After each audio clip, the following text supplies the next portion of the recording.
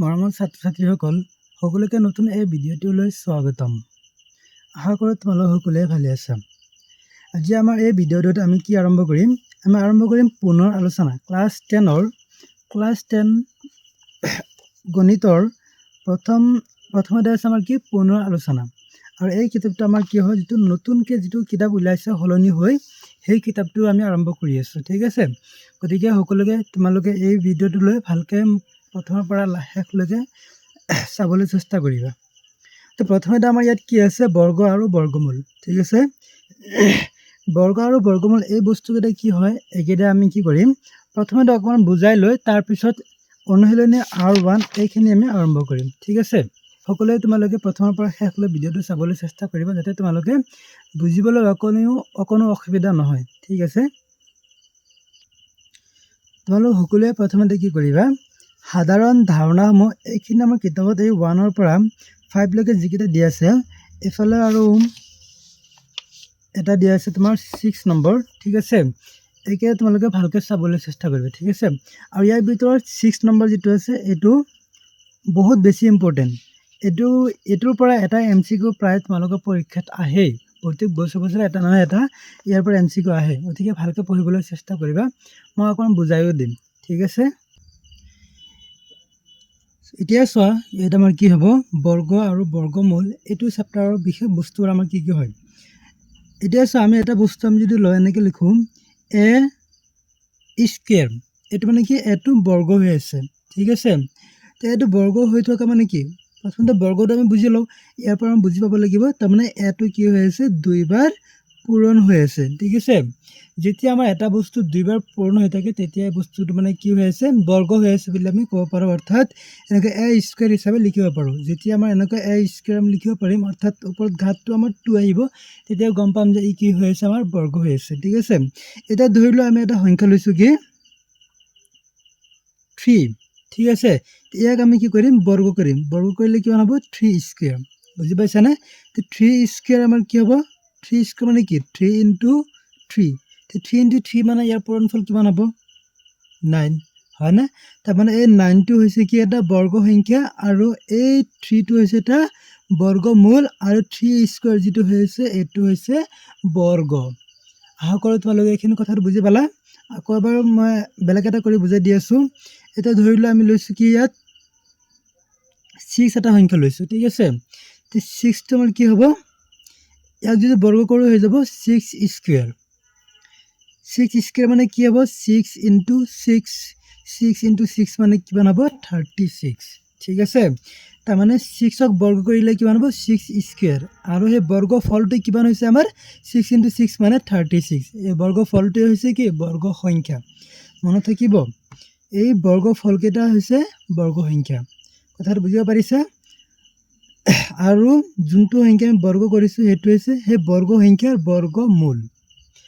ঠিক আছে। গতিকে তোমালোকে কি কৰিবা, এই বস্তুটোৰ এটা তালিকা বনাবা। তালিকা বনাই 1 পৰা কমচে কম তোমালোকে 30 লৈকে এনেকৈ বৰ্গ সংখ্যা বৰ্গমূল এইকেইটা বস্তু তোমালোকে বুজিবলৈ চেষ্টা কৰিবা। তালিকাটো কিদৰে বনাবা মই এবাৰ বুজাই দিছোঁ। প্ৰথমতে কি লিখিবা,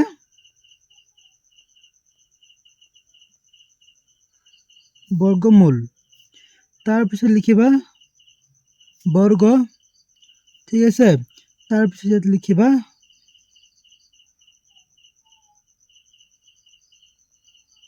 বৰ্গ সংখ্যা। তো বৰ্গমূল কি হ'ব, প্ৰথমতে আমি লওঁ 1, তো 1ৰ বৰ্গ কৰিলে কিমান হ'ব, 1 স্কুৱেৰ। এই বস্তুটো এনেকৈ কাৰ চিন এটা বুজাই দিবা। ইকুৱেল টু কিমান হ'ব, 1 স্কুৱেৰ মানে 1 × 1, এইটোৱে হ'ব, হয়নে নহয়। তো 1 × 1 মানে কিমান হ'ব, 1, ঠিক আছে। এতিয়া যদি আমি লওঁ 2 স্কুৱেৰ কিমান হ'ব, 2 × 2, তাৰমানে ইকুৱেল টু হ'ব 4। এতিয়া যদি আমি 3 লওঁ, তে 3 বৰ্গ কিমান হ'ব, 3 স্কুৱেৰ মানে 3 × 3, 3 × 3 মানে আমাৰ কিমান হ'ব, 9। 4 ল'লে কি হ'ব, 4 স্কুৱেৰ, 4 × 4 ইকুৱেল টু কিমান হ'ব, 16। 5 ল'লে কিমান হ'ব, 5ৰ বৰ্গ হ'ব 5 স্কুৱেৰ, তাৰমানে 5 × 5 ইকুৱেল টু কিমান হ'ব, 25, ঠিক আছে। এনেকৈ তোমালোকে কি কৰিবা, নেক্সট লিখিবা 6 স্কুৱেৰ মানে কিমান হ'ব, 6 into 6 equal to 36 এনেকৈ তোমালোকে কি কৰিবা লিখি থাকিবা কমসে কম তোমালোকে 30 লৈকে লিখি এইকেইটা বস্তু মুখস্থ কৰিবলৈ চেষ্টা কৰিবা তোমালোকৰ বহুত কামত আহিব ঠিক আছে এতিয়া চোৱা আমাৰ এটা আছে বৰ্গমূল চিহ্নটো আমাৰ কি হয় এই চিহ্নটোৰ নাম হৈছে বৰ্গমূল চিহ্ন ঠিক আছে বৰ্গমূল চিহ্ন এতিয়া এই চিহ্নটো আমাৰ কি কামত আহে এটা ধৰা ইয়াৰ পৰা আমি কিবা এটা বৰ্গ সংখ্যা লৈছো সাপোজ ধৰা মই 16 লৈছো এটা যদি কয় 16 ৰ বৰ্গমূল আমাৰ কিমান হ'ব 16 ৰ বৰ্গমূল আমাৰ কিমান হ'ব 16 ৰ বৰ্গমূল আমি জানো কিমান এটো কিমান আছে 4 তাৰ মানে 4 হ'ব এতিয়া আমি কি দৰে বুজাম যে 16 ৰ বৰ্গমূল বিচৰা হৈছে যেতিয়া 16 ৰ ওপৰত আমাৰ এনেকুৱা এই বৰ্গমূল চিহ্নটো দিয়া থাকিব তেতিয়া আমি বুজি পাব লাগিব যে 16 ৰ বৰ্গমূল বিচাৰিছে ঠিক আছে তো 16 ৰ বৰ্গমূল কিমান হ'ব আমি কি জানো 16 মানে কি হয় 4 স্কয়ার তুমি 4 স্কয়ার লিখিম ঠিক আছে √4 স্কয়ার তো স্কয়ার আর রুট হদা কটাকটি যাব ঠিক আছে এই কথাটো হদা মনত ৰাখিবা যে স্কয়াৰ আৰ ৰুট অৰ্থাৎ বৰ্গ আৰ বৰ্গমূল হদা আমাৰ কি হ'ব কটাকটি যাব এই বৰ্গমূল চিহ্ন যেটো সেটো কোৱা হয় ৰুট সিম্বল ঠিক আছে ইংলিশত ৰুট সিম্বল এই স্কয়াৰ ৰুট কটাকটি গলে আমাৰ কি থাকিব অকল 4 ঠিক আছে এটো হৈছে কি 16 ৰ বৰ্গমূল বুজি পালাম একেদৰে যদি আমাক কোৱা হয় 49 তো 49 ৰ বৰ্গমূল কিমান হ'ব আমি কি জানো 49 মানে কিমান হয় 7 into 7 অৰ্থাৎ 7 স্কয়াৰ হয় না তো স্কয়াৰ আৰ ৰুটে কি হ'ব কটাকটি যাব বৰ্গ আৰু বৰ্গমূল কটাকটি যাব থাকিব কি অকল 7 তো 49 ৰ বৰ্গমূল কিমান হৈ গল আমাৰ 7 আশা কৰো তোমালোকে সকলোৱে এইখিনি কথা বুজি পালা তে সাধাৰণ ধাৰণা সময়ত আমাৰ এক নম্বৰ কথাটো যে কৈছে যদি কোনো এটা স্বাভাৱিক সংখ্যা এমক আমি n স্কয়াৰ হিচাপে প্ৰকাশ কৰিব পাৰি যত n এটা স্বাভাৱিক সংখ্যা তেতিয়া m এটা বৰ্গ সংখ্যা হ'ব এই কথাটো কি কৈছে এই কথাটোৰ মূল বাক্যখিনি আমি ইয়াত যিকিটা বুজাইছো মইতো ডাইৰেক্ট অৰ্থ লৈ বুজাই দিছো তাত মানে হয়তো ইনডাইৰেক্টলি এটা আৰ্হিমতে বুজাই দিছে ঠিক আছে অৰ্থাৎ এই কথাটো ইয়াত কি কৈছে যদি আমাৰ কোনো এটা সংখ্যা mক আমি n স্কয়াৰ হিচাপে প্ৰকাশ কৰিব পাৰো তাৰ মানে যদি আমাৰ m = n স্কয়াৰৰ সমান হয় তাৰমানে ইয়াৰ পৰা কি গম পালো এই m ৰ মানটো কিমান হ'ব n * n এটো হ'ব তেতিয়াহলে ইয়াৰ পৰা আমি কি গম পাম এই n এটো কি হ'ব = √m তাৰমানে m ৰ বৰ্গমূল হ'ব n বুজি পালাম অৰ্থাৎ আমি এটো উল্টা কেনেকৈ লিখি লব যে √m মানে এটো কিমান হ'ব আমাৰ n ঠিক আছে এই কথাটোৱে ইয়াত বুজাইছে আৰু ইয়াত আমাৰ কি হ'ব এই m টো যে আছে m এটা কি হ'ব বৰ্গ সংখ্যা m হৈছে বৰ্গ সংখ্যা আৰু n টো হৈছে এই m ৰ বৰ্গমূল ঠিক আছে কোৱেশ্চন নম্বৰ এই ধাৰণা 5 টো ইয়াত আৰু এটা ইম্পৰ্টেন্ট বস্তু কথা কৈছে যে প্ৰতিটো পূৰ্ণবৰ্গ সংখ্যাৰ দুটা বৰ্গমূল থাকে এটা ধনাত্মক আনটো ঋণাত্মক ঠিক আছে তে এই কথাটো ইয়াত কি কৈছে এটা বহুত ইম্পৰ্টেন্ট কথা জানিবলগীয়া কথা ঠিক আছে আমি কি জানো যেনেকৈ আমি জানো যে 7 স্কয়ার এটো কৰিলে কিমান হয় 7 into 7 equal to কিমান হয় 49 হয় না আমি -7 স্কয়ার কৰিলে কিমান হ'ব -7 into -7 মানে -7 স্কয়ার প্লাস হ'ব 7 into 7 মানে +49 তো এতিয়া যদি আমাক কোৱা হয় √49 equal to কিমান হ'ব ইয়াত আমাৰ ক'ব গলে বৰ্গমূলটো কি হ'ব -7 হ'ব পাৰে বা +7 হ'ব পাৰে হয় না অৰ্থাৎ প্লাসটো নিদিলে হয় অকল 7 হ'ব পাৰে বুজি পাইছা না নাই এতিয়া এত কথা হৈছে তেতিয়াহলে মই অকল অথনি কিয় 7 কৈছিলো সদায় মনত ৰাখিবা যেতিয়া আমাৰ কোনো এটা বৰ্গ সংখ্যাৰ বৰ্গমূল চিহ্নৰে বুজোৱা হয় যে ইয়াৰ ৰুট উলিওৱা তেতিয়াহলে সদায় আমাৰ কি লিখিব লাগিব a + 7 টো লিখিব লাগিব মাইনাসটো কেতিয়াও লিখিব নালাগে এই ৰুটে সদায় আমাৰ কি বুজায় প্লাস বৰ্গমূল যেটো আছে হেতুহে আমাৰ উলিয়াব লাগিব ঠিক আছে বহুত ইম্পৰ্টেন্ট কথা এটো এই 6 নম্বৰটো কি কৈছে চোৱা যে n ৰ বৰ্গ আৰু n + 1 ৰ বৰ্গৰ মাজত টুৱাইস n টা স্বাভাৱিক সংখ্যা থাকে ঠিক আছে এটো এটা বহুত গুৰুত্বপূৰ্ণ এটা হয় মানে টপিক হয় এই টপিকটো প্ৰায় তোমালোকৰ এমসিকিউ হিচাপে মানে প্ৰত্যেক বছৰে আহিয়ে থাকে ঠিক আছে গতিকে এই বস্তুটো খুব গুৰুত্বপূৰ্ণ ইয়াত কি কৈছে এটা যদি সংখ্যা আমি n লও আৰু n + 1 লও ঠিক আছে তেল হিয়তক আমি যদি বৰ্গ কৰো n স্কয়াৰ আৰু n + 1 হোল স্কয়াৰ তেতিয়াহলে হিয়তৰ মাজত মুঠ কেইটা স্বাভাৱিক সংখ্যা থাকিব সদায় ইকুৱেল টু টুৱাইচ এনটা স্বাভাৱিক সংখ্যা থাকিব ঠিক আছে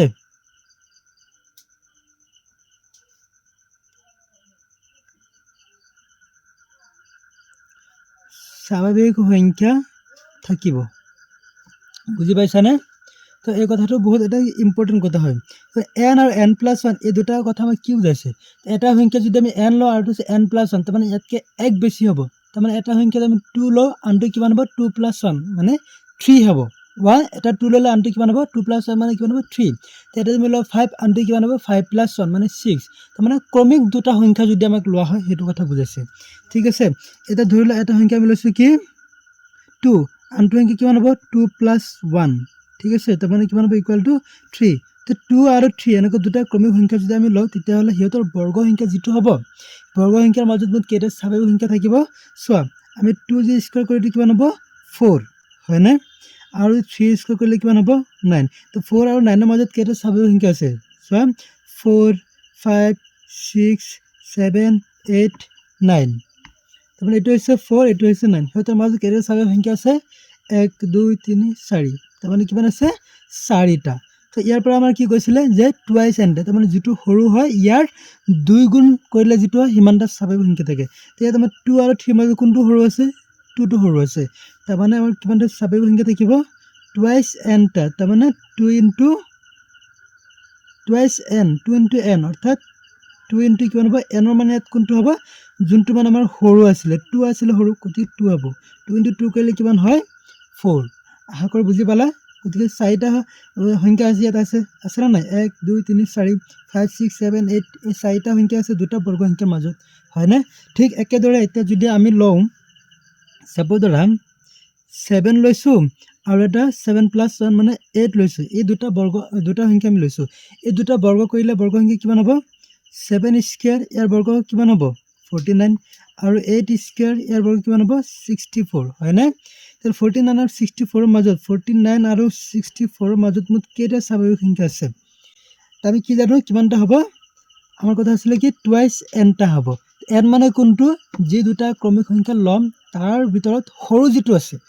এতিয়া ইয়াত আমি কোনটো লৈছোঁ 7 আৰু 8 লৈছোঁ ইয়াৰ ভিতৰত সৰু আমাৰ 7টো আছে হয়নে তাৰমানে এনৰ মান ইয়াত কিমান হ'ব ইয়াত হ'ব n ইকুৱেল টু 7 তো টুৱাইচ এন মানে কিমান হ'ব 2 ইনটু 7 2 ইনটু 7 মানে কিমান ইকুৱেল টু 14টা স্বাভাৱিক সংখ্যা আছে কিমানটা আছে স্বাভাৱিক সংখ্যা 14টা ঠিক আছে তোমালোকে এতিয়া 49ৰ পৰা 49 আৰু 64ৰ ভিতৰত গুণিলে তোমালোকে গম পাবা যে 14টা স্বাভাৱিক সংখ্যা আছে তোমালোকে গুণি প্ৰমাণ কৰিব পাৰা ইয়াত চোৱা অনুশীলনী R1 আমি আৰম্ভ কৰোঁ কুৱেশ্যন নম্বৰ 1 ইয়াত আমাক কি কৈছে যে তলৰ সংখ্যাকেইটাৰ বৰ্গ সংখ্যাৰ একক স্থানত কি হ'ব তো এইকেইটা যদি আমি বৰ্গ কৰা হয় অৰ্থাৎ 272 এইটো বৰ্গ কৰিলে তাৰ বৰ্গ সংখ্যা একক স্থানত আমাৰ কি হ'ব এই বস্তুটো আমাৰ মানে ক'ব লাগে ঠিক আছে এতিয়া এই বস্তুটো আমি কিদৰে উলিয়াম তাৰ কাৰণে আমাৰ কেইটামান বস্তু খুব ইম্পৰ্টেণ্ট সেইকেইটা আমাৰ চাব লাগিব ঠিক আছে আমাৰ এই তালিকাটোৰ লগত মন কৰিব লাগিব তাৰমানে কি কৈছে আমাৰ প্ৰথম 10টা সংখ্যাৰ আমাৰ বৰ্গ সংখ্যা কি আছে সেইকেইটা চাব লাগিব ঠিক আছে এতিয়া চোৱা ইয়াত আমি 1 লৈছোঁ 1ৰ বৰ্গ সংখ্যা কিমান আছে 1 2ৰ বৰ্গ সংখ্যা কিমান আছে 4 3 বৰ্গ সংখ্যা কিমান আছে 9 4ৰ কাৰণে 16 5ৰ কাৰণে 25 6ৰ কাৰণে 36 7ৰ কাৰণে 49 8ৰ কাৰণে 64 9ৰ কাৰণে 81 10ৰ কাৰণে কিমান আছে 100 মানে একক স্থানত কিমান আছে আমাৰ দুটা শূন্য এতিয়া চোৱা যেতিয়া আমাৰ বৰ্গ সংখ্যাৰ বৰ্গমূলৰ একক স্থানত অংকটো 1 থাকে তেতিয়া তাৰ বৰ্গ সংখ্যা একক স্থানত অংকটো আমাৰ কি হয় 1 হয় ইয়াত 2 থাকিলে কিমান হয় 4 3 থাকিলে 9 4 থাকিলে কিমান হ'ব 16 5 থাকিলে 25 মানে 16 নহয় 4 থাকিলে একক স্থানত কিমান আহে আমাৰ 6 5 থাকিলে একক স্থানত কিমান আহে 5 6 থাকিলে একক স্থানত কি আমাৰ 6 7 থাকিলে একক স্থানত আহে 9 8 থাকিলে কিমান হয় একক স্থানৰ অংকটো 4 ঠিক আছে 9 থাকিলে একক স্থানৰ অংকটো কিমান হ'ব আমাৰ 1 এটা শূন্য থাকিলে দুটা শূন্য আহে হয়নে অৰ্থাৎ ইয়াৰ পৰা কি গম পালোঁ আমাৰ বৰ্গ সংখ্যাৰ দুটা সংখ্যাৰ ক্ষেত্ৰত আমাৰ বৰ্গ সংখ্যা একক স্থানৰ অংকটো 1 আহে এটা হৈছে 1 আৰু এটা হৈছে 9 এই দুটা বৰ্গ কৰিলে বৰ্গ সংখ্যা একক স্থানৰ অংকটো আমাৰ কি আহে 1 আহে আৰু 4 কেইটা ক্ষেত্ৰত আহে দুটা ক্ষেত্ৰতে এটা আছে 2 বৰ্গ কৰিলে তাৰ একক স্থানৰ অংকটো 4 আহে আৰু এটা আছে আমাৰ কি 8 বৰ্গ কৰিলে বৰ্গ সংখ্যা একক স্থানৰ অংকটো আমাৰ 4 আহে আৰু 9 কেইটা আহে 9 আহে দুটাৰ কাৰণে 3 স্কয়াৰ 3 ক্ষেত্ৰত যদি একক স্থানৰ অংকটো 3 থাকে তেতিয়াহ'লে সেই সংখ্যাটো বৰ্গ কৰিলে বৰ্গ সংখ্যা একক স্থানত আমাৰ আহিব 9 একদৰে 7 এটো বৰ্গ সংখ্যা একক স্থানৰ অংকটো কিমান আহে আমাৰ 9 আহে 5 এৰ কাৰণে আমাৰ কি আহে 5 আৰ 4 এৰ কাৰণে আহে 6 6 এৰ কাৰণে হয় আকৌ 6 একেদৰে ঠিক আছে এটা ইয়াত আমি চাম এই বস্তুটোলে মন কৰা ইয়াত আমাৰ কি আছে 272 আছে হয় না ইয়াৰ একক স্থানৰ অংকটো কি আছে আমাৰ 2 আছে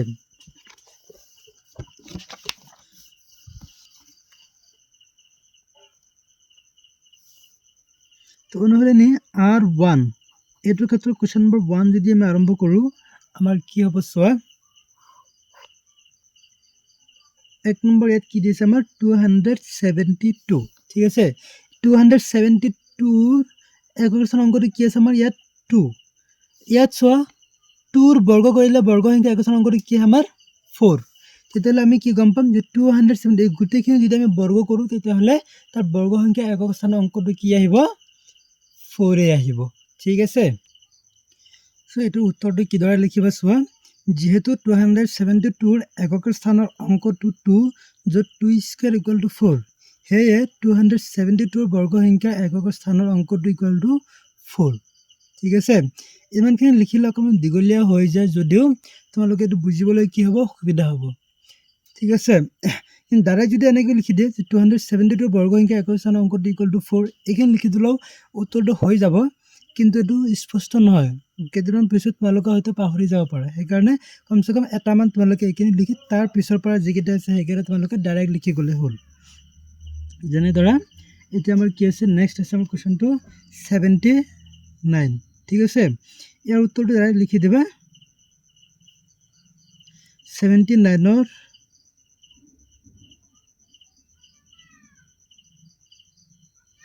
বৰ্গ সংখ্যাৰ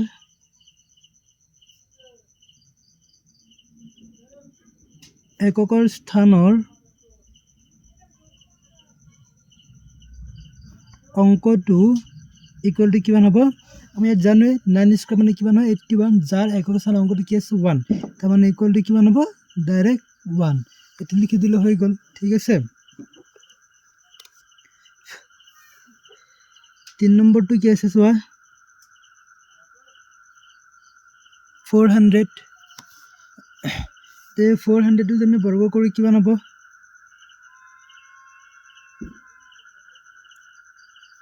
400 ৰ বৰ্গ সংখ্যাৰ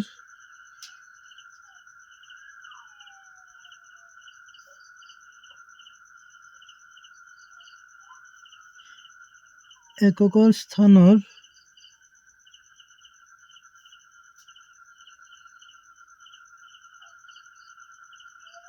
অংকটো ইকুৱেল টু কি হ'ব আমি কি জানো সোৱা যদি আমাৰ এটা বৰ্গমূলৰ একক স্থানৰ অংকটো শূন্য থাকে তেতিয়াহ'লে তাৰ বৰ্গ সংখ্যা একক স্থানৰ অংকটো কি হ'ব শূন্য ইয়াতো শূন্য আছে তাৰ মানে ইয়াত আমাৰ কি হ'ব শূন্য হ'ব ঠিক আছে তো 4 নম্বৰ কি আছে আমাৰ 2637 so ইয়াৰ কাৰণে আনসাৰটো কি হ'ব 2637 ৰ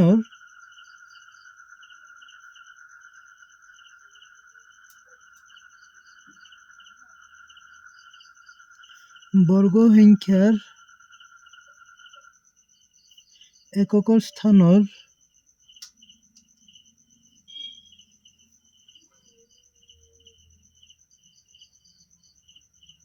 অংকটো ইকুৱেল কিমান হ'ব ইয়াত কি আছে একক অংকটো 7 তো 7 ৰ বৰ্গ সংখ্যা একক স্থানৰ অংকটো কি হয় 9 ইকুৱেল টু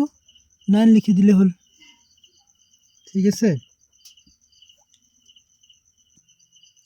এটা কোৱেশ্চন নম্বৰ 2 টো সোৱা ইয়াত কি কৈছে যে তলৰ সংখ্যাকেইটা পূৰ্ণবৰ্গ নোহোৱাৰ কাৰণ কি ইয়াত আমি কি দি আছে এইকেইটা সংখ্যা আমাৰ পূৰ্ণবৰ্গ নহয় এটো কিয় নহয় এই বস্তুটো এতিয়া আমি কি দৰে ডাইৰেক্ট এই কোৱেশ্চনটো চাই সংখ্যাটো চাই আমি কি দৰে ক'ব পাৰিম ঠিক আছে তাৰ কাৰণে আমাৰ এটা বিশেষ টেকনিক আছে টেকনিকটো তোমালোকে সোৱা ইয়াতে পাবা ইয়াত তোমাৰ কি আছে যেতিয়া আমি প্ৰথম 10টা সংখ্যা আমি বৰ্গ কৰো বৰ্গ কৰাৰ পিছত যেটো বৰ্গমূল আহে সেই বৰ্গমূলৰ যিকেইটা বৰ্গ সংখ্যা আহে বৰ্গ সংখ্যাৰ একক স্থানৰ অংককেইটা আমাৰ কি আহে প্ৰথম আহিছে ইয়াত 1 ঠিক আছে আমাৰ 4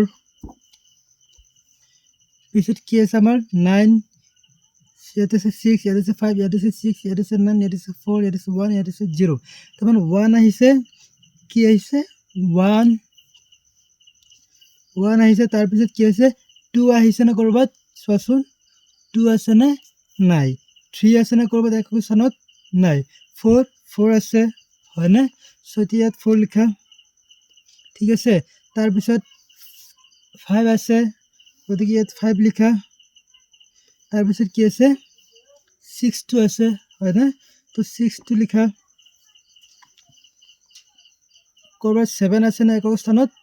নাই 8 আছে না নাই তাৰ পিছত 9 আছে না 9 আছে সো আৰু কি আমাৰ 9 আহিছে তাৰ পিছত কৰবাত 10 আহিছে না নাই ডাইৰেক্ট কি আছে আমাৰ মানে 0 আহিছে অকল এটা 0 নহয় দুটাকে 0 আহিছে তাৰমানে 0 আহিলে হয়তো দুটা নহলে চাৰিটা নহলে ছয়টা এনেকে যুগ্ম সংখ্যাকবাৰহে আহিব তো ইয়াৰ পৰা আমি কি গম পালো যদি আমাৰ কোনোবা এটা সংখ্যাই পূৰ্ণবৰ্গ সংখ্যা হ'বলৈ হয় তেতিয়াহলে তাৰ একক স্থানত অংকটো আমাৰ কি হ'ব লাগিব হয়তো হেগৰ ফালে দুটাকে 0 থাকিব লাগিব নহলে একক স্থানত অংকটো আমাৰ 1 নহলে 4 নহলে 5 নহলে 6 নহলে 9 এইকেইটাৰ ভিতৰতে হ'ব লাগিব ঠিক আছে ইয়াৰ বাহিৰে যদি একক স্থানৰ অংকটো 2 3 7 8 এনেকৈ কিবা এটা আহি যায় বা এটা 0 আহি যায় তেতিয়াহলে ই জীৱনতো পূৰ্ণবৰ্গ সংখ্যা নহয় আৰু যদি একক স্থানৰ অংকটো এইকেইটাৰ ভিতৰত কোনোবা এটা আছে তেতিয়াহলে আমাৰ ডাইৰেক্টলি আমি ক'ব নোৱাৰিম যে 100% এটা পূৰ্ণবৰ্গ সংখ্যা হ'বই ঠিক আছে কিন্তু এটা সম্ভাৱনা থাকে যে এটা পূৰ্ণবৰ্গ সংখ্যা হ'ব পাৰে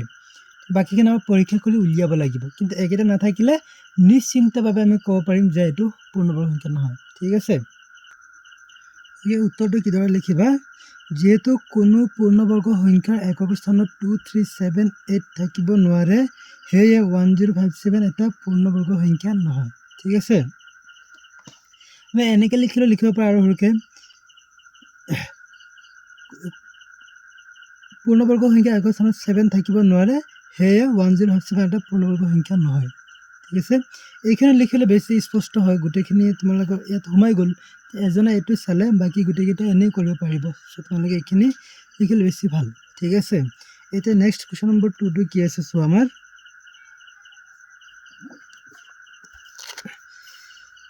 ইয়াত আছে আমাৰ 7928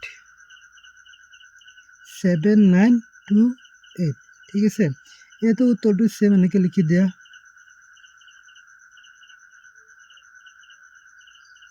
যেহেতু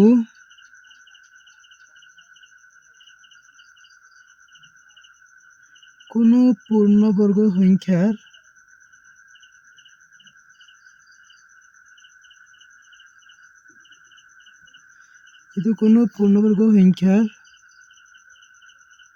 এককৰ স্থানত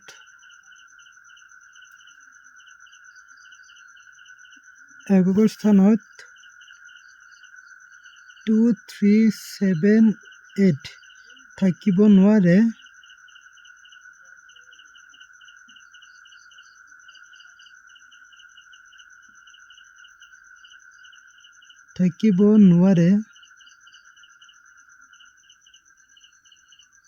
হেয়ে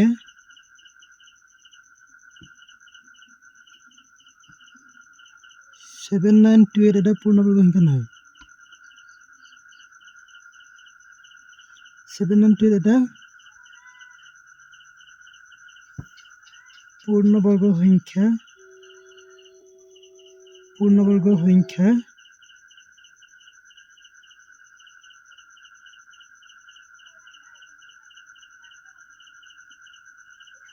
নহয় ঠিক আছে যি তোমালোকে এটা এনেকৈ লিখি দিয়া যে 7928 এটা পূৰ্ণবৰ্গ সংখ্যা নহয় কাৰণ তাৰ একক স্থানত 8 আছে সো এইখিনি লিখিলেও হৈ যাব ঠিক আছে কাৰণটো লিখি দিলে হ'ল কাৰণ তাৰ একক স্থানত কি আছে 8 আছে এইখিনি লিখি দিলেও হ'ব বা যদি 1057 যেটা এক নম্বৰটো আছে তাতো তুমি এনেকৈ লিখিব পাৰা 1057 এটা পূৰ্ণ সংখ্যা নহয় কাৰণ তাৰ একক স্থানত 7 আছে ঠিক আছে যেনেকৈ মই যদি কওঁ কি আছিলে 1057 এক নম্বৰটো যিটো আছিলে উত্তৰটো যদি তোমালোকে এনেকৈ সৰুকৈ লিখি দিয়া 1057 এটা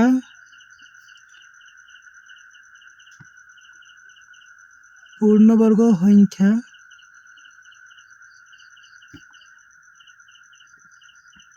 নহয় কাৰণ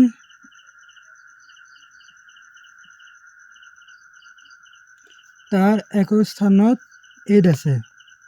কাৰণ তাৰ একক স্থানত কুৱেশ্যন নম্বৰ 2 গোটেইকেইটাই কি কৰিবা এনেকৈ লিখি দিলে হৈ গ'ল যে 1057 এটা পূৰ্ণবৰ্গ সংখ্যা নহয় কাৰণ তাৰ একক স্থানত কি আছে 7 আছে ঠিক আছে এনেকৈ বাকী গোটেইকেইটা তোমালোকে চবকেইটা লিখি দিলে হ'ল 7 and 2 এটা পূৰ্ণবৰ্গ সংখ্যা নহয় কাৰণ ইয়াৰ একক স্থানত 8 আছে ঠিক আছে এনেকৈ তোমালোকে 3 নম্বৰ সেম লিখিবা কিন্তু 4 নম্বৰটোত অকণ বেলেগকৈ হ'ব ইয়াত যেহেতু কি আছে শেষৰ ফালে আমাৰ এটাহে শূন্য আছে মানে এটা বা তিনিটা বা পাঁচটা বা সাতটা এনেকৈ অযুগ্ম সংখ্যকটো শূন্য থাকিব নোৱাৰে যে এনেকৈ অযুগ্ম সংখ্যকটো শূন্য থাকে তেতিয়াহ'লে কেতিয়াও পূৰ্ণবৰ্গ সংখ্যা নহয় পূৰ্ণবৰ্গ সংখ্যা হ'ব হ'লে শূন্য কেইটা থাকিব লাগিব হয়তো দুটা নহ'লে 4টা নহ'লে 6টা নহ'লে 8টা নহ'লে 10টা এনেকৈ যুগ্ম সংখ্যকটাহে শূন্য থাকিব লাগিব ঠিক আছে চ' আমি কি সেইকাৰণে ইয়াত আমি কি লিখি দিলোঁ যে 640 এটা পূৰ্ণবৰ্গ সংখ্যা পূৰ্ণবৰ্গ নহয় কাৰণ ইয়াৰ সোঁফালে অযুগ্ম সংখ্যক শূন্য আছে ঠিক আছে অযুগ্ম সংখ্যক শূন্য আছে এতিয়া কুৱেশ্যন নম্বৰ 3টো কি কৈছে চোৱা তলৰ সংখ্যাকেইটাৰ বৰ্গ কিমান হ'ব মানে এইকেইটা আমাৰ বৰ্গ কিমান হ'ব সেইটো উলিয়াব লাগে অৰ্থাৎ এইকেইটা সংখ্যা বৰ্গ সংখ্যাহে উলিয়াব লাগে সেই কথাটোকে বুজাইছে এতিয়া চোৱা কুৱেশ্যন নম্বৰ 3 এক নম্বৰ আমাৰ কি আছে 19 তো ইয়াৰ সলিউশ্যন আমাৰ কি হ'ব 19ৰ বৰ্গ আমাৰ কিমান হ'ব 19 স্কোয়াৰ মানে 19 into 19 ইকুৱেল টু কিমান হ'ব 361 হ'ব হয়নে একেদৰে আমাৰ 2 নম্বৰটো কিমান হ'ব 2 নম্বৰটো আছে 37 so 37 স্কোয়াৰ ইকুৱেল টু কিমান হ'ব 37 into 37 equal to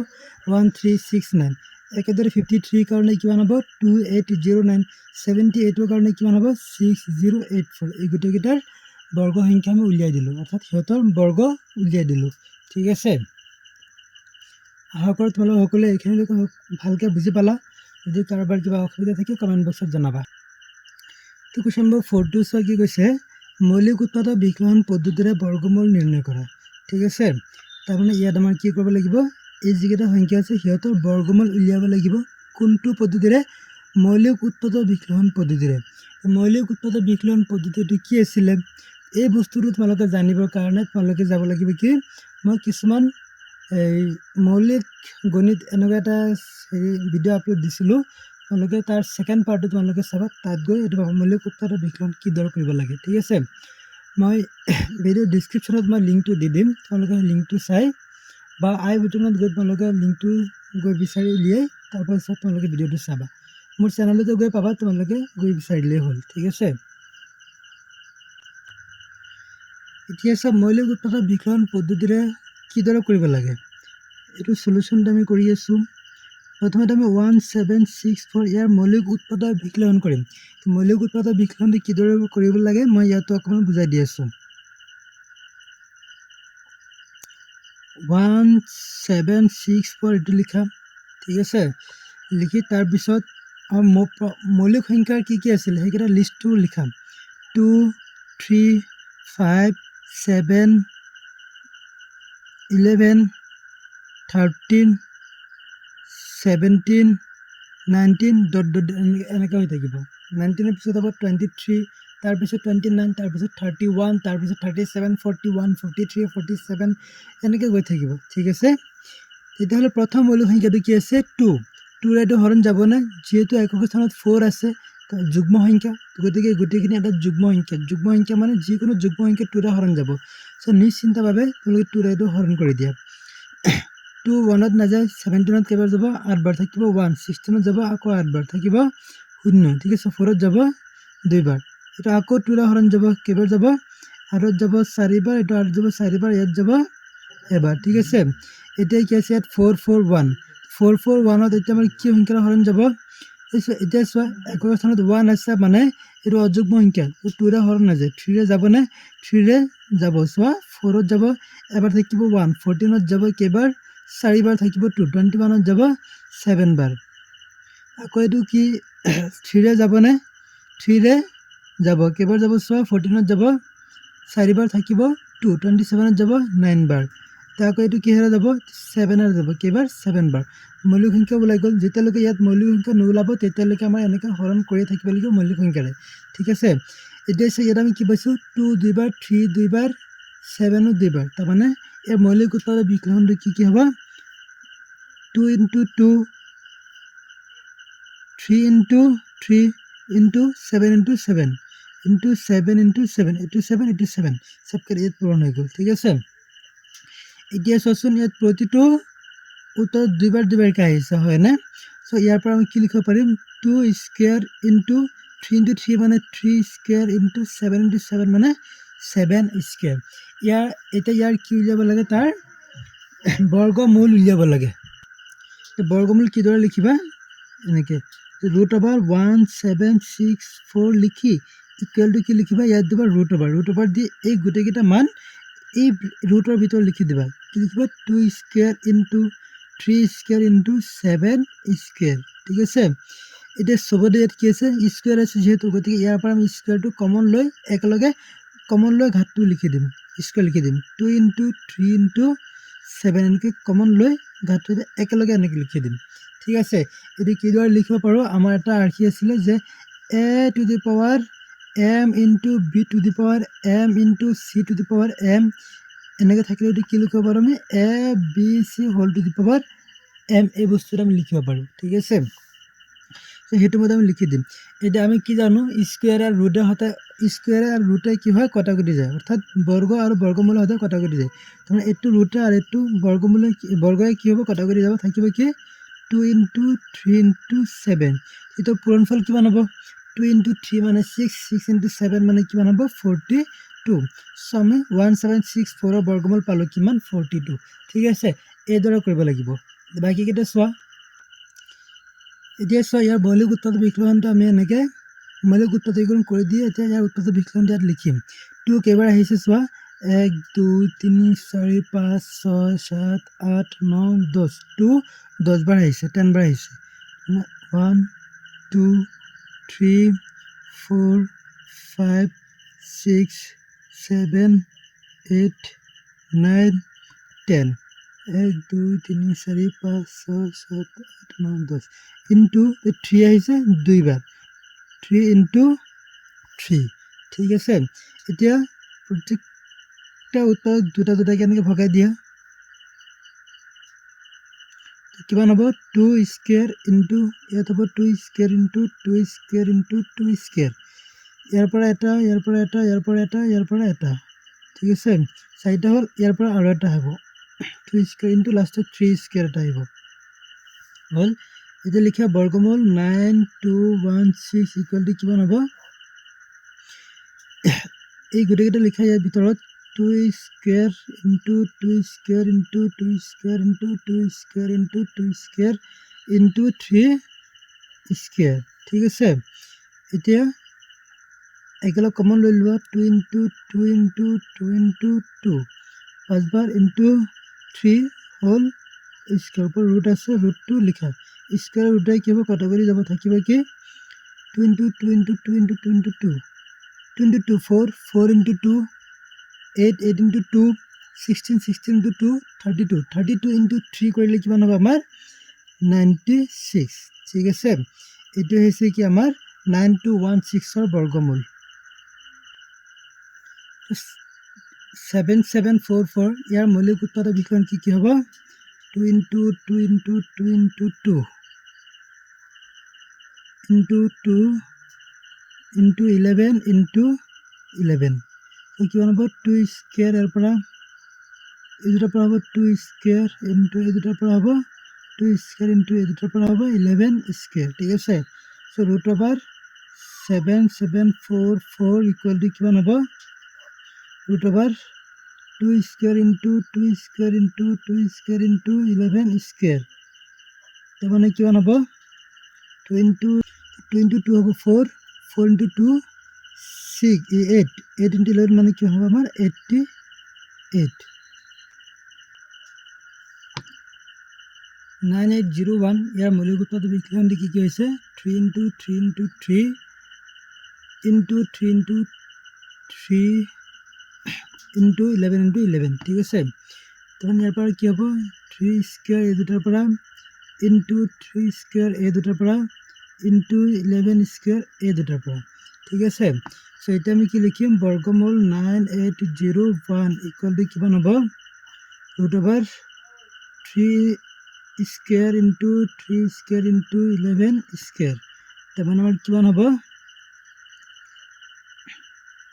3 into 11 whole square square রুটে কত করে যাব থাকবে কি 3 into 11 ঠিক আছে এটা পূরণ করলে কি হবে 3 3 যা 9 9 into 11 মানে কি হবে 99 ঠিক আছে এখানে এতিয়া আছে কোশ্চেন নম্বৰ 5 টো কি কৈছে তলৰ প্ৰতিটো সংখ্যাৰ বাবে আটাইতকৈ সৰু কি সংখ্যাটো পূৰণ কৰিলে সংখ্যাটো এটা পূৰ্ণবৰ্গ হ'ব তাৰ মানে এইকেইটা আমাৰ কি আছে বৰ্তমান পূৰ্ণবৰ্গ নোহোৱা হৈ আছে ঠিক আছে সে এইকেইটাৰ পৰা কিবা এটা এইকেইটাৰ লগত আমাৰ কিবা এটা সংখ্যা পূৰণ কৰিব লাগিব অৰ্থাৎ আটাইতকৈ এনেকুৱা কি সংখ্যা একদম ক্ষুদ্ৰতম কি সংখ্যা আমি ইয়াৰ লগত পূৰণ কৰিব লাগিব যাতে এইটো এটা পূৰ্ণবৰ্গ সংখ্যা হয় সো এইটোৰ কাৰণে আমাৰ কি কৰিব লাগিব প্ৰথমতে আমাৰ এনেকৈ মৌলিক উৎপাদক বিশ্লেষণ কৰিব লাগিব তাৰ পিছত আমাৰ চাব লাগিব কোনটো উৎপাদক আমাৰ যুগ্ম সংখ্যক বা আহা নাই ঠিক আছে মই এবাৰ কৰো তোমালোকে চালে বুজি পাবা ঠিক আছে আমাৰ কোশ্চেন নম্বৰ 5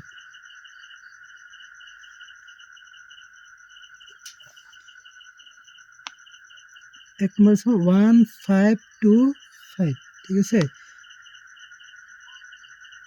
1525 এর মৌলিক উৎপাদক বিশ্লেষণ কি হ'ব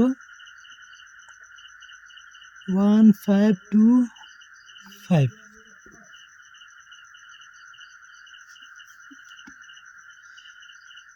5 এর কিবার যাব 3 বার 0 বার 5 বার আকৌ 5 এর ইয়াত যাব 6 বার 1 বার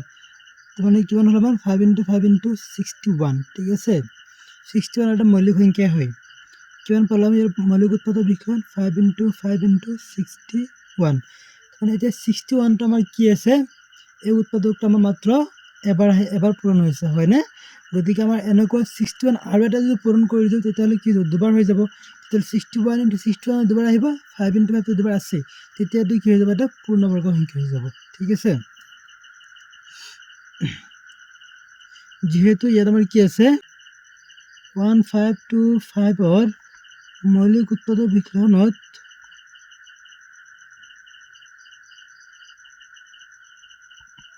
মৌলিক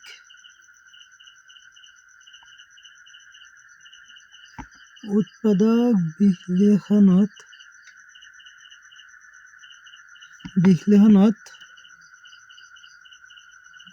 61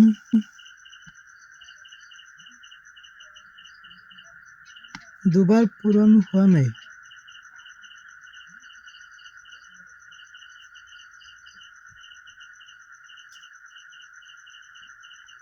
দুবার পূরণ হওয়া নাই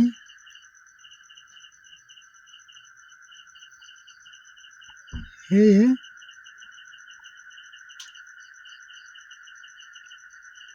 1525 ৰ লগত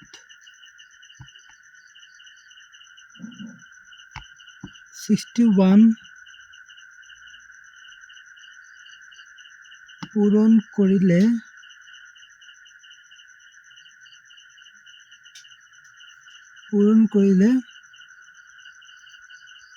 এটা পূৰ্ণবৰ্গ সংখ্যা হ'ব ঠিক আছে একেদৰে তুমি বাকি কেইটা যদি কৰিব পাৰি কি হ'ব চোৱা 2 নম্বৰ কি আছে আমাৰ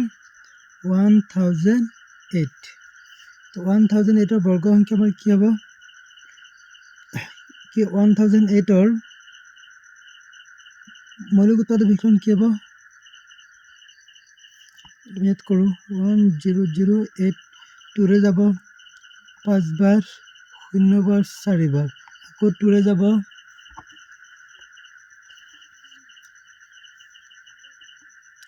2 বাৰ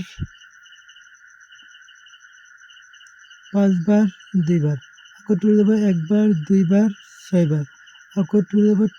2 বাৰ 6 বাৰ 3 বাৰ আকৌ 3 ৰে যাব 2 বাৰ 1 বাৰ আকৌ 3 ৰে যাব 7 বাৰ ঠিক আছে মৌলিক উৎপাদক বিকলন কি পালো আমি 2 into 2 into 2 into 2 into 3 into 3 into 7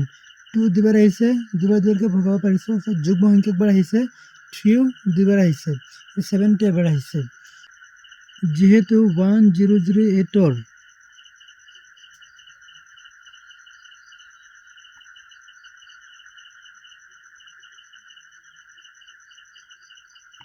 মৌলিক উৎপাদক বিকলনত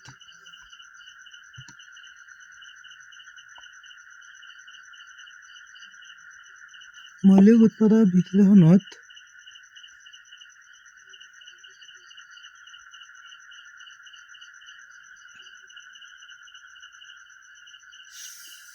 7 দুবাৰ পূৰণ হোৱা নাই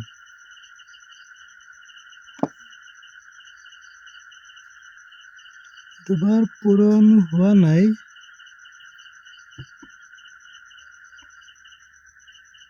সেয়ে 108 ৰ লগত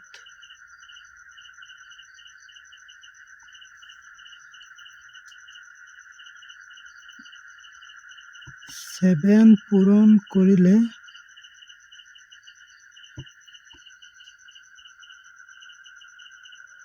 এটা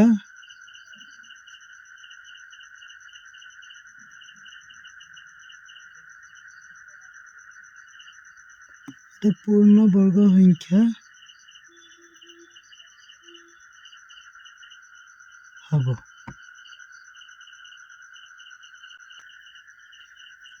এতিয়া চাওক 202 যেটো আছে ইয়াৰ মৌলিক উৎপাদক বিকলনটো কি হয় 2 into 2 into 3 into 13 into 13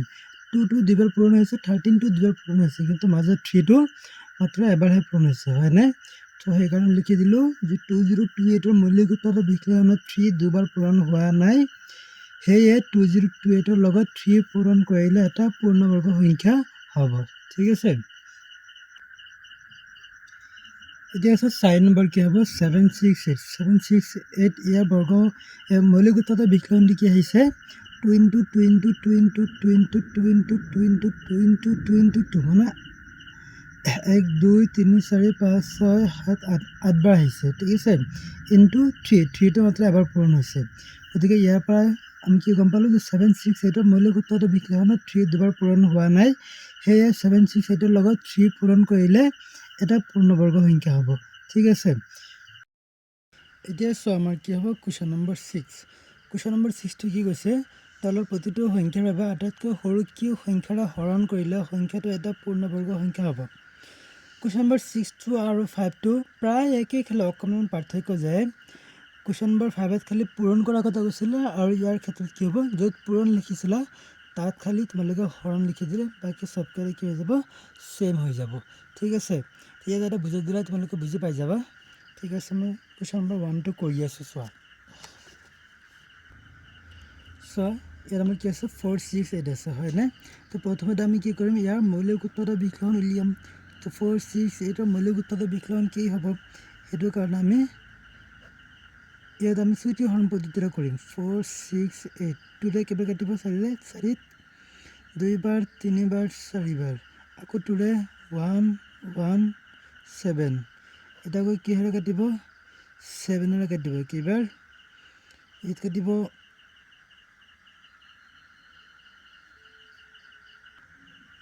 ये 3 কাটিব কিবা কাটিব 11 কাটিব 3 বাৰ থাকিব 27 কাটিব 9 বাৰ এই আকৌ 3 কাটিব কিবা 13 বাৰ ঠিক আছে সো আমি কি পালো 2 into 2 into 3 into 3 into 13 এতিয়া চোৱা ইয়াত 2 কেইবাৰ আহিছে, 2 বাৰ, 3 কেইবাৰ আহিছে, 2 বাৰ, 13টো এবাৰ আহিছে। তাৰমানে ইয়াৰ পৰা কি গম পালোঁ, যিহেতু মৌলিক উৎপাদক বিশ্লেষণত 4, 6, 8ৰ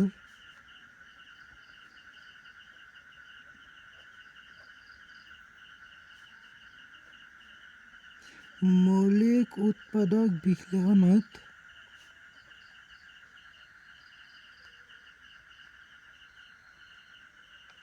মৌলিক উৎপাদক বিশ্লেষণত 13 দুবাৰ পূৰণ হোৱা নাই, দুবাৰ পূৰণ হোৱা নাই,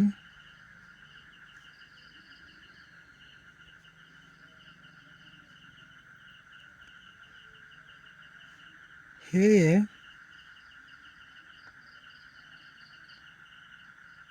4, 6, 8ৰ পৰা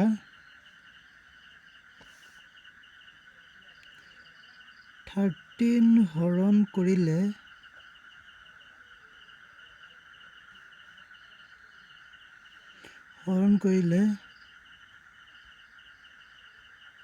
এটা পূৰ্ণ বৰ্গ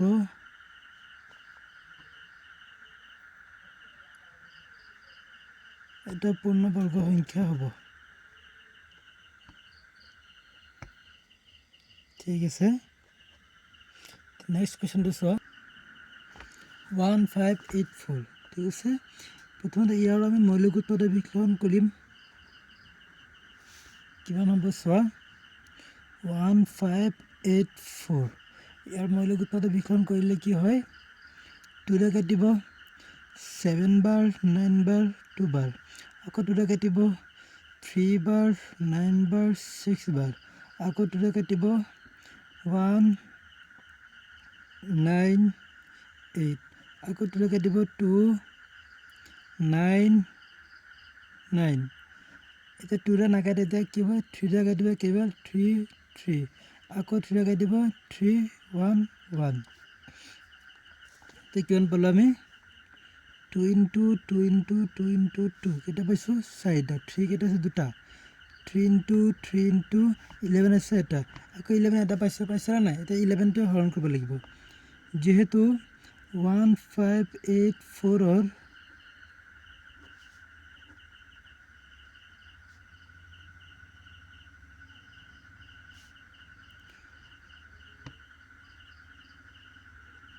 মৌলিক উৎপাদক বিশ্লেষণত 11 দুবাৰ পূৰণ হোৱা নাই।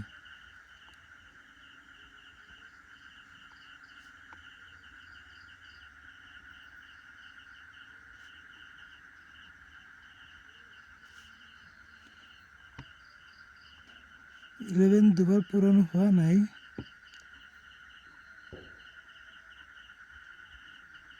সেয়ে 158ৰ পৰা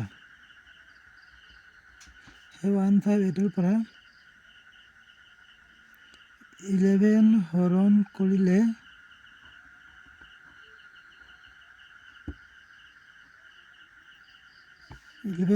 কৰিলে এটা পূৰ্ণবৰ্গ সংখ্যা হ'ব। পূৰ্ণবৰ্গ সংখ্যা হ'ব।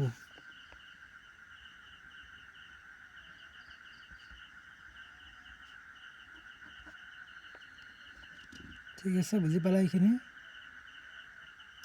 এতিয়া আমাৰ নেক্সট কুৱেশ্যনটো কি হ'ব চোৱা 2645ৰ মৌলিক উৎপাদক বিশ্লেষণটো কি আছে 5 into 23 into 23। ঠিক আছে, যিহেতু 2645ৰ মৌলিক উৎপাদক বিশ্লেষণত 5 দুবাৰ পূৰণ হোৱা নাই, সেয়ে 2645ৰ পৰা 5 হৰণ কৰিলে এটা পূৰ্ণবৰ্গ সংখ্যা হ'ব। ঠিক আছে, তাৰমানে এতিয়া এইকেইটা চবকেইটা কি হ'ব, সেই 1 নম্বৰ যিটো কৰিছিলোঁ ছেম তাৰ নিচিনা হ'ব, খালি অকণমান বুজি শুনি কৰি গ'লেই হ'ল।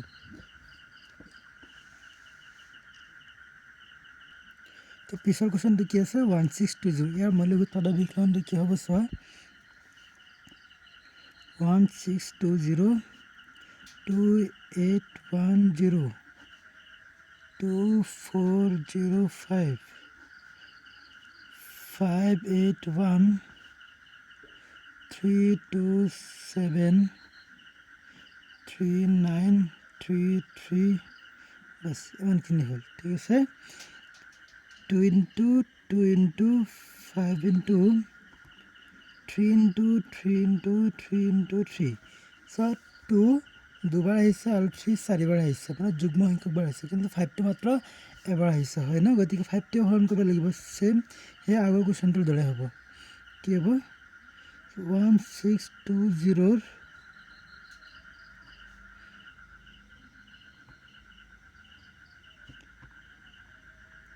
মৌলিক উৎপাদক বিশ্লেষণত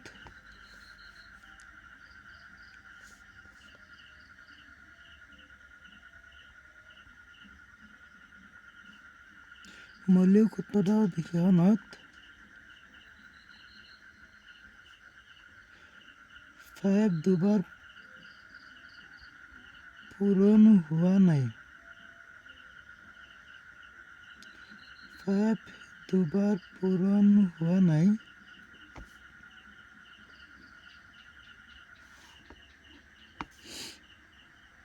সেয়ে 1620 পৰা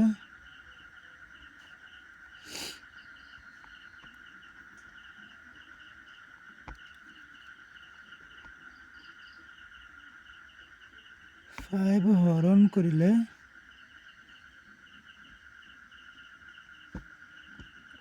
এটা পূৰ্ণবৰ্গ সংখ্যা হ'ব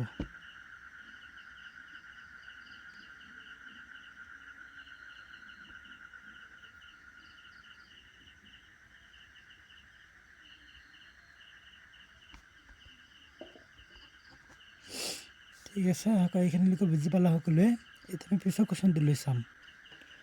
তো পিছৰ কুৱেশ্যনটো আমাক কি কৈছে কুৱেশ্যন নম্বৰ 7 চোৱা তলৰ দশমিক সংখ্যাবোৰৰ বৰ্গমূল নিৰ্ণয় কৰা এতিয়া এইকেইটা সংখ্যাৰ বৰ্গমূল আমি কিদৰে উলিয়াম এতিয়া আছে এইকেইটা আমি মৌলিক উৎপাদক বিশ্লেষণ পদ্ধতি যেটো আছিলে সেইটো পদ্ধতিত আমি এটা উলিয়াব নোৱাৰিম ঠিক আছে এতিয়া আমি কি কৰিব লাগিব ইয়াৰ কাৰণে কৰিব লাগিব আমাৰ যে হৰণ পদ্ধতিৰে আমাৰ এটা বৰ্গমূল উলিওৱাৰ এটা পদ্ধতি আছিলে সেই বস্তুটো অকণ ভালকৈ মন কৰিবা তেতিয়া তোমালোকে ভালকৈ বুজি পাই যাবা কুৱেশ্যন নম্বৰ 7 ৰ 1 to 6 দেখি কৈছে ইয়াত আছে আমাৰ 12.25 ঠিক আছে 12.25 ৰ বৰ্গমূল কিমান হ'ব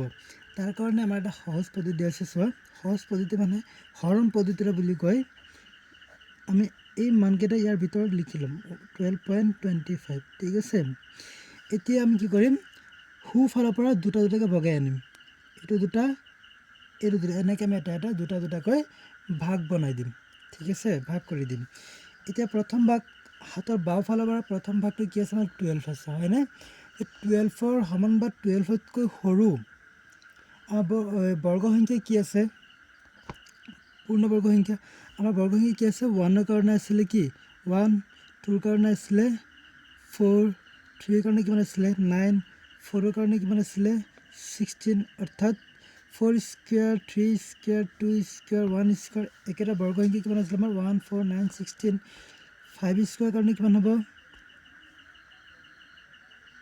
25 হয়নে 6 স্কোয়াৰ কাৰণে কিমান হ'ব 36 এনেকৈ আমাৰ হৈ আছিলে এতিয়া ইয়াত কি আছে আমাৰ 12 আছে হয়নে 12ৰ সমান বা 12তকৈ সৰু পূৰ্ণবৰ্গ সংখ্যাটো কি আছে মানে 12ৰ সমান বা 12তকৈ সৰু অৰ্থাৎ বা 12তকৈ সৰু হ'লে একদম আটাইতকৈ ওচৰা ওচৰি হ'ব লাগিব এতিয়া চোৱা 1 4 9 এই গোটেইকেইটা কি আছে 12তকৈ সৰু পূৰ্ণবৰ্গ সংখ্যা হয়নে তোমালোকে ক'ব পাৰা ইয়াত এই 12ৰ সৰু কিন্তু চবতকৈ ডাঙৰটো 12ৰ সৰু হ'ব লাগিব আৰু চবতকৈ ডাঙৰ পূৰ্ণবৰ্গ সংখ্যা কোনটো আছে সেইটো ল'ব লাগিব বা 12ৰ আটাইতকৈ ওচৰত কোনটো পূৰ্ণবৰ্গ সংখ্যা আছে সেইটো ল'ব লাগিব ঠিক আছে এই কি আছে আমাৰ 9টো আছে হয়নে তেতিয়াহ'লে 9ৰ বৰ্গমূল কিমান 3 এই 3টো এতিয়া আমি কি কৰিম ইয়াতো লিখিম মনত ৰাখিবা সেই পূৰ্ণবৰ্গ সংখ্যাটোৰ বৰ্গমূলহে আমি ইয়াত লিখিছোঁ বৰ্গমূল মনত ৰাখিবা ঠিক আছে এই 3 আৰু 3 পূৰণ কৰিলে কিমান হয় আমাৰ 9 এতিয়া 12ৰ পৰা 9টো বিয়োগ কৰা কিমান হ'ব 3 ঠিক আছে এতিয়া আমি কি কৰিম চোৱা এই 3 আৰু এই 3 দুটা 3 আমি এতিয়া যোগ কৰি দিম যোগ কৰিলে কিমান হ'ব 6 ঠিক আছে এতিয়া আমি কি কৰিম দশমিকৰ পিছত যিখিনি মান আছে গোটেইখিনি মানে সদায় দুটা দুটাকে নমাই আনিম যেতিয়া আমি বৰ্গমূল উলিয়াম তেতিয়া সদায় দুটা দুটাকে নমাই আনিব লাগিব কিন্তু সাধাৰণ হৰণ যেতিয়া আমি কৰোঁ তেতিয়া সদায় আমি এটা এটাকে নমাওঁ হয়নে এতিয়া আমি ইয়াত কি কৰিম দুটাকে নমাম ঠিক আছে তেতিয়া 25 গোটেইখিনি নামি আহিব এই দশমিকটো ক'ত যাব তুমি ইয়াত দিলেও দিব পাৰা তাত কোনো অসুবিধা নাই ঠিক আছে এতিয়া আমি কি কৰিম গোটেইখিনি একেলগে ধৰিব লাগিব এতিয়া চোৱা ইয়াৰ একক স্থানৰ অংকটো কি আছে আমাৰ 5 হয়নে এতিয়া আমি কি জানো যে কোনটো বৰ্গ সংখ্যাৰ একক স্থানত 5 থাকে অকল 25 ৰে আৰু ইয়াৰ বৰ্গমূল কিমান আছে আমাৰ 5 আছে হয়নে গতিকে ইয়াত আমি কি কৰিম 5 বহাম এতিয়া ইয়াত আমি কি কৰিম 5 বহাম এতিয়া তো কথা হৈছে কি এইখিনি 25 যে নামিছে দশমিকৰ পিছৰ মানখিনি নামিছে হয়নে সেইকাৰণে আমি লগে লগে কি কৰি দিম 3 পিছত এটা দশমিক বহাই দিম বুজি পালা এই কথাটো মনত ৰাখিবা এতিয়া ইয়াতো আমি 5 বহাম ইয়াতো 5 বহাম তো 5 এই গোটেইখিনিৰ লগত পূৰণ কৰিলে কিমান হ'ব 5 5 গুণ 25 25 5 হাতৰ 2 5 6 গুণ 30 হাতৰ 2 হবে কিমান 32 ঠিক আছে এতিয়া 325 পৰা এখানে বিয়োগ কৰিলে কিমান হ'ব 0 হ'ব তো 0 ওলাই গ'ল ওপৰত মানটো কিমান পালো 3.5 গতিকে ইয়াৰ পৰা কি কৰিব পাৰো আমি √12.25 ইকুৱেল টু কিমান হ'ব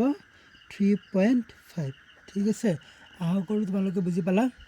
এতিয়া পিছৰ কোৱেশ্চনটো লৈ আমি যাওঁ কোৱেশ্চনটো কি কৈছে আমাৰ তাত আছে আমাৰ 24.01 ঠিক আছে এইটো চোৱা 24.01 ইয়াৰ কাৰণে বৰ্গমূল কিদৰে উলিয়াবা ইয়াতো প্ৰথমতে কি কৰিবা তো সোঁফালৰ পৰা দুটা দুটাকে ভাগ কৰি আনিবা ঠিক আছে প্ৰথম ভাগটো আমাৰ কিমান আছে 24 তো 24তকৈ সৰু বা একদম সমান বা সৰু হলো একদম আটাইতকৈ ওচৰা ওচৰি অৰ্থাৎ সৰু যিকেইটা আছে তাৰ ভিতৰত ডাঙৰ কোনটো আমাৰ এটা পূৰ্ণবৰ্গ সংখ্যা আছে আমি কি জানো 25 ক'লে তো 24তকৈ ডাঙৰ হৈ যায় সেইটো নহ'ব তেতিয়াহ'লে কি হ'ব আমাৰ 16 16ৰ বৰ্গমূল কিমান আছে 4 সো 4 ইয়াত আমি লিখিম ইয়াতো আমি লিখিম ঠিক আছে তে 4 আৰু 4 পূৰণ কৰিলে কিমান হয় 16 24 পৰা 16 টো বিয়োগ কৰিম কিমান হ'ব আমাৰ 8 হ'ব হয়নে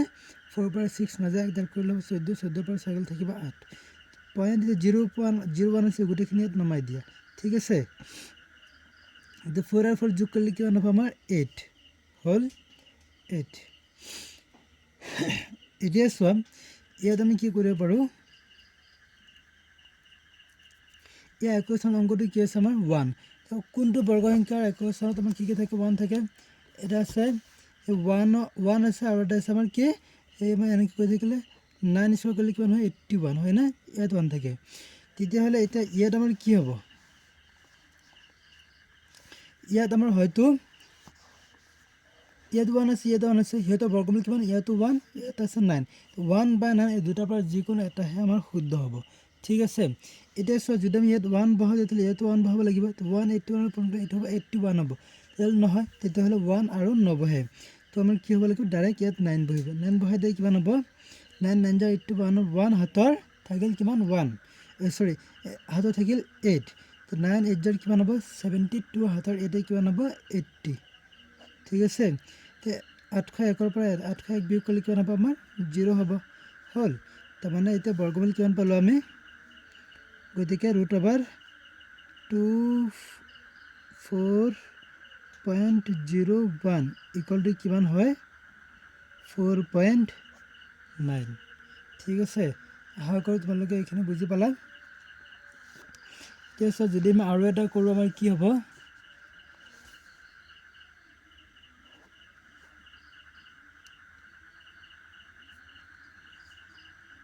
146.41 ঠিক আছে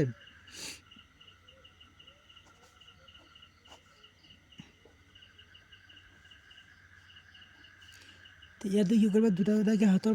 সোঁফালৰ পৰা বাওঁফালে দুটাকৈ ভগাই আনিবা 41 এটা ভাগ হ'ব 46 এটা ভাগ হ'ব 1 টো অকলে এটা ভাগ হ'ব ঠিক আছে এতিয়া 1 ৰ সমান বা 1 তকৈ সৰু পূৰ্ণবৰ্গ সংখ্যা কি আছে আমাৰ 1 আছে হয় না নহয় গতিকে আমি এতিয়া কি কৰিম এই 1 ইয়াত লিখিম এই 1 ৰ বৰ্গমূল কিমান আছে 1 গতিকে 1 আমি এই দুটা জায়গাতে লিখিম ঠিক আছে তো 1 1 জৰ কিমান হ'ব আমাৰ 1 হ'ব 1 টো 1 ৰ তলতে বহাই দিয়া কিমান হ'ব তো 1 ৰ পৰা 1 টো বিয়োগ কৰিলে কিমান হ'ব 0 তো 0 আমাৰ বহাব নালাগে তেতিয়াহ'লে কি কৰিব লাগিব পিছৰ যিকোনো এটা গ্ৰুপ যিকোনো নহয় মানে প্ৰথম যেটো গ্ৰুপ আছে হাতৰ বাওফালে সেই গ্ৰুপটো একেলগে নমাই দিম 46 এটা আমি নমাই দিম ঠিক আছে এতিয়া 1 আৰু 1 যোগ কৰিলে কিমান হ'ব 2 হল এতিয়া চোৱা এই 2 লগত আমাৰ কি বহালে ইয়াতো সেম বহিব ইয়াতো সেম বহিব আৰু এইটো ইয়াৰ লগত পূৰণ কৰিলে হয়তো ইয়াৰ সমান বা ইয়াতকৈ সৰু হ'ব ঠিক আছে এটা যদি চোৱা ইয়াত আমি 1 বহাই দিলে কিমান হ'ব 21 ইয়াত 1 * 21 কৰি ল'ব 21 বিয়োগ কৰি থাকিব কিমান আমাৰ প্ৰায় 23 মান থাকি যাব নহয় 25 মান থাকি যাব ঠিক আছে গতিকে আমাৰ হেতু নহয় বাকিটো আমাৰ 21 তকৈ সৰু হ'ব লাগিছিল কিন্তু নহল তেতিয়াহ'লে আমি পিছৰটো বহাইছাম কিয় 2 বহালো ইয়াত আমি 2 বহালো 2 ৰে ইয়াৰ লগত পূৰণ কৰিলে কিমান হ'ব 2 * 2 কৰিলে 4 2 * 2 কৰিলে 4 তেতিয়াহ'লে এই 2 22 লগত পূৰণ কৰি কিমান পালো আমি 44 46 ৰ পৰা 44 বিয়োগ কৰিলে কিমান থাকিব আমাৰ 2 ঠিক আছে এতিয়া দশমিকৰ পিছৰ মানকেইটা নামি আহিব হয়নে ইয়াত দশমিক দিয়ে কেইটা মান নমাই দিয়া কিমান হ'ব আমাৰ 241 ঠিক আছে এতিয়া চোৱা এই 2 টো আমাৰ আগৰ পৰাই সেই আগত যোগ কৰি পাইছিলো সেই 2 দিয়ে ইয়াত আমাৰ চেম থাকিব ঠিক আছে এটা নতুনকৈ এইটো 2 আৰু 2 বহাইছিলো হয় না নহয় এই দুটা 2 এটা যোগ কৰা 2 + 2 কৰিলে কিমান হ'ব 4 হল 4 ঠিক আছে এটা ইয়াত আমাৰ কি বহাব লাগিব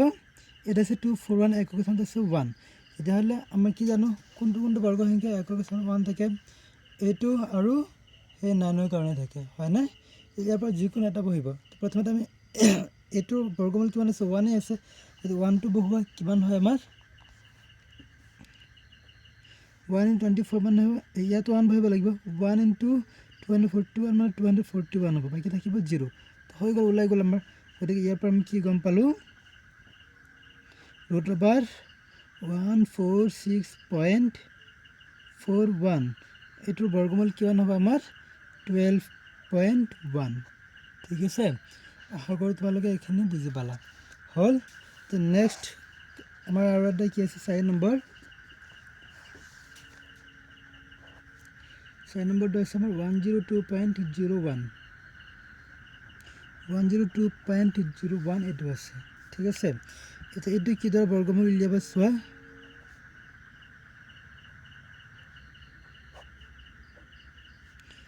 সোঁফালৰ পৰা দুটা ভগাই আনা ঠিক আছে লাষ্ট থাকিলে এফালে 1 হল এতিয়া চোৱা তো প্ৰথমে আমাৰ কি আছে 1 আছে তেতিয়াহ'লে 1 ৰ পৰা আমি কি জানো কি 1 তকৈ সৰু বা সমান আমাৰ বৰ্গ সংখ্যা কি আছে 1 আছে তো 1 ৰ বৰ্গমূল আমাৰ 1 হ'ব ইয়াতে আমি 1 বহাম তো 1 * 1 কৰিলে কিমান হ'ব 1 1 ৰ পৰা 1 বিয়োগ কৰিলে কিমান হ'ব 0 এটা আমাৰ এইফালে কি আছে 0 2 একেলগে নামি আহিব ঠিক আছে 0 2 মানে ডাইৰেক্ট 2 হ'ব হল এতিয়া আমি ইয়াত কি কৰিম 1 আৰু 1 যোগ কৰিম কিমান হ'ব 2 হল এতিয়া এই 2 লগত আমি কি বহাম যদি আমি 1 বহাও ইয়াত 1 বহালে কিমান হ'ব 1 * 21 মানে 21 হৈ যাব কিন্তু ইয়াত আছে 2 গতিকে আমাৰ 1 ইয়াত নবহাই ইয়াতকৈ সৰু কি হ'ব লাগিব 0 বহাব লাগিব একো নবহাই মানে 0 বহাব লাগিব 0 ইয়াৰ লগত পূৰণ কৰিলে আমাৰ কিমান হ'ব 0 হ'ব হয় না তেতিয়াহ'লে আমি কি কৰিম 0 ইয়াৰ লগত পূৰণ কৰিলে 0 হ'ব এইখিনিৰ পৰা 0 বিয়োগ কৰিলে কিমান হ'ব আমাৰ 2 হ'ব ঠিক আছে এইফালে আমাৰ কি হ'ব 2 0 + 0 মানে কিমান হ'ব 0 হ'ব এতিয়া সেইফালে কি হ'ব 0 1 একেলগে ইয়াত নমাই আনা 201 ইয়াত 1 বহাই দিলে কিমান হ'ব 10.1 হ'ব দশমিকৰ পিছৰ মানখিনি যেহেতু নামি আহিছে গতিকে এটা দশমিক দি তাৰ পিছত মানটো বহাব লাগিব ঠিক আছে ইয়াত 1 বহাইছোঁ কিমান হ'ব 1 গোটেইকেইটাৰ লগত পূৰণ কৰিলে কিমান হ'ব 201 হ'ব ঠিক আছে এতিয়া ইয়াৰ পৰা বিয়োগ কৰিলে কিমান হ'ব আমাৰ 0 হল গতিকে ইয়াৰ পৰা আমি কি গম পাওঁ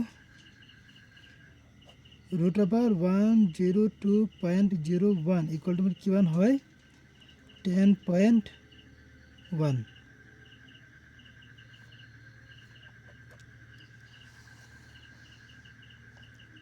ঠিক আছে আশা কৰোঁ তোমালোকে এইখিনি বুজি পালা হল তো নেক্সট আমাৰ কি আছে চোৱা কুৱেশ্যন নম্বৰ 8 এইকেইটা আমাৰ MCQ টাইপ হ'ব ঠিক আছে কুৱেশ্যন নম্বৰ 8 ৰ চোৱা এ নম্বৰ কি কৈছে তলৰ কোনটো সংখ্যা এটা অযুগ্ম সংখ্যাৰ বৰ্গ হ'ব সদায় এটা কথা মনত ৰাখিবা আমাৰ যিকোনো যুগ্ম সংখ্যাৰ বৰ্গ সংখ্যাটো কি হ'ব আমাৰ যুগ্ম হ'ব অযুগ্ম সংখ্যাৰ বৰ্গ সংখ্যাটো অযুগ্ম হ'ব ঠিক আছে তেতিয়াহ'লে ইয়াত চোৱা আৰু কোনোবা এটা অযুগ্ম সংখ্যা আছেনে 2 5 6 1 6 এইটো আছে অযুগ্ম সংখ্যা বাকী যিকেইটা আছে চোৱা চবকেইটা আছে যুগ্ম সংখ্যা হয়নে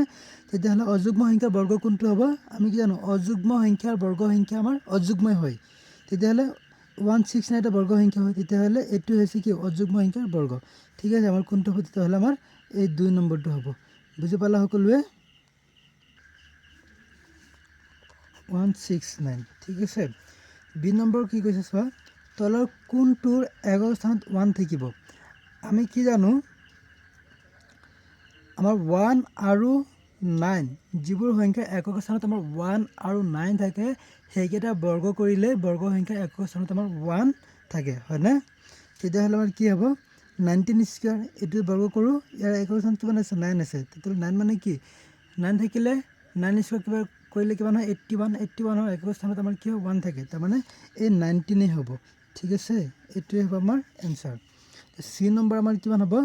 18 স্কয়াৰ আৰু 19 স্কয়াৰ মাজত কেইটা স্বাভাৱিক সংখ্যা আছে এতিয়া চোৱা 18 আৰু 19 দুইটা আমাৰ কি আছে ক্ৰমিক সংখ্যা হয় না নহয় এতিয়া মনত পেলোৱা সেই আমি যে 6 নম্বৰ হেইটো পঢ়িছিলোঁ যে n আৰু n+1 ৰ বৰ্গ সংখ্যাৰ মাজত কিমানটা থাকে টুৱাইছ nটা স্বাভাৱিক সংখ্যা থাকে আৰু n টো আমাৰ কি হয় ইয়াৰ ভিতৰত যোনটো সৰু মান থাকে সেইটো হ'ব এতিয়া চোৱা 18 আৰু 19 কি আছে এইটো হৈছে n এইটো হৈছে n+1 হয় না নহয় তেতিয়াহ'লে ইয়াৰ পৰা আমাৰ n টো কি হ'ব সৰুটো তেতিয়াহ'লে 18 স্কয়াৰ 19 স্কয়াৰ মাজত কেইটা স্বাভাৱিক সংখ্যা থাকিব টুৱাইছ nটা মানে 2 * 18 2 * 18 মানে কিমান হ'ব 36টা ঠিক আছে এতিয়া ডি নম্বৰ চোৱা কি কৈছে তলৰ কোনটো বৰ্গ সংখ্যা নহয় ইয়াৰ পৰা কোনটো বৰ্গ সংখ্যা নহ'ব আমি কি জানো বৰ্গ সংখ্যা নহ'বৰ কাৰণে আমাৰ তাৰ একৰ স্থানত অংক আমাৰ কি থাকে 2 3 7 8 আৰু অযুগ্ম সংখ্যক 0 হয়নে তেতিয়াহ'লে ইয়াত চোৱা একৰ স্থানত কি আছে আমাৰ 1 আমি কি জানো বৰ্গ সংখ্যা একক স্থানত 1 থাকে 5 7 2 ইয়াত আছে 2 তেতিয়াহ'লে 2 কেতিয়াও নাথাকে বাকি ইয়াত আছে 6 ইয়াত আছে 9 এগুলো থাকে হয়নে তাৰ মানে কোনটো হ'ব আমাৰ এইটোৱে ইয়াৰ একক স্থান 2 আছে 2 আমাৰ কোনো বৰ্গ সংখ্যা একক স্থান থাকিব নোৱাৰে ঠিক আছে এতিয়া ই নম্বৰ কি কৈছে চোৱা √2025 ইয়াৰ বৰ্গমূল আছে 45 তেতিয়াহ'লে √20.25 ইয়াৰ বৰ্গমূল কিমান হ'ব দশমিকটো চোৱা হিহঁতৰ মাজত আছে তেতিয়াহ'লে আমাৰ ইয়াতো দশমিকটো কি হ'ব হিহঁতৰ মাজত বহিব তাৰ মানে 45 ৰ জাগাত 4.5 হ'ব তাৰ মানে কোনটো হ'ব আমাৰ 4.5 ঠিক আছে গতিকে আমাৰ বৰ্গ আৰু বৰ্গমূলৰ অনুশীলনী ইমানলৈকে আজি সমাপ্ত হ'ল বাকি নেক্সট আমাৰ আৰম্ভ হ'ব গণ আৰু গণমূল ঠিক আছে অতি সোনকালে আমি সেইটো আপলোড দিম গতিকে সকলোৱে ভালে থাকিবা সকলোৰ কাৰণে আশীৰ্বাদ থাকিল ঠিক আছে